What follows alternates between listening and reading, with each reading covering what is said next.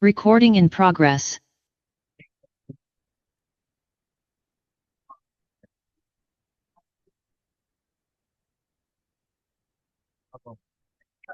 Assalamualaikum warahmatullahi wabarakatuh.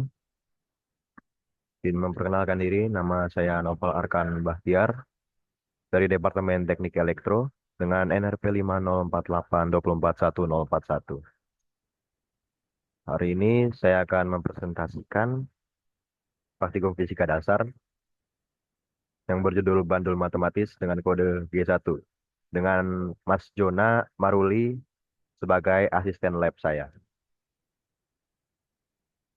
Pertama-tama saya eh, perkenalkan dulu apa itu bandul matematis. Nah, bandul matematis sendiri merupakan sebuah benda yang bergetar secara harmonik dan pada sebuah bandul sederhananya terdiri dari sebuah beban yang bermassa, yang berbobot, yang digantungkan di ujung tali ringan dan massanya diabaikan sehingga benda tersebut dapat digerakkan secara harmonik. Dan berikut merupakan persamaan rumus bandul matematis. Nah, rumus tersebut dipengaruhi oleh pengaruh panjang tali. Panjang tali pada bandul matematis itu mempunyai pengaruh terhadap periode ayunan, yaitu periode merupakan waktu yang dibutuhkan untuk satu kali ayunan penuh. Secara khusus, semakin panjang tali bandul, semakin lama periode ayunannya. Selanjutnya, untuk implementasi bandul matematis dalam kehidupan sehari-hari, kita ambil tidak jauh-jauh, yaitu dari ayunan yang kita temukan di taman bermain. Dan dalam ayunan sendiri itu terjadi gerak harmonis sederhana yang memiliki amplitudo kecil, sehingga kita dapat menghitung gravitasinya dan periodenya dalam melakukan satu getaran. Selanjutnya, yang mempengaruhi bandul matematis sendiri juga ada gerak harmonis sederhana atau GHS. GHS sendiri adalah gerakan periodik yang terjadi ketika gaya pemulih atau gaya restorasi yang bekerja pada suatu objek berbanding lurus dengan perpindahannya dari posisi kesetimbangan, namun arahnya berlawanan. Nah, gerakan ini juga sering dipakai dalam studi fisika yang buat memahami getaran, memahami gelombang atau osilasi seperti lainnya. Dan misalnya kita implementasikan di tugas pair gitu.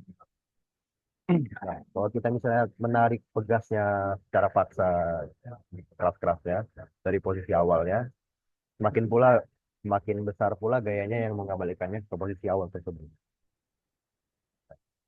Untuk alat dan bahan yang kita gunakan di praktikum ini ada tiga. Nah, yang pertama sendiri adalah bandul matematisnya. Bandul matematisnya apa alat alat stand-nya itu. Nah, fungsinya untuk kita mengamati gerakan osilasinya dan mengukur periode ayunannya.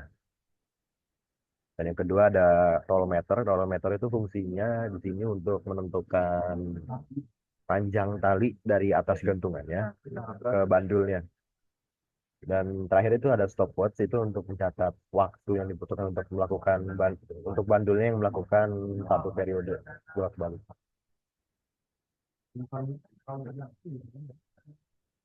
Lanjut ke langkah-langkah pengerjaan praktikumnya.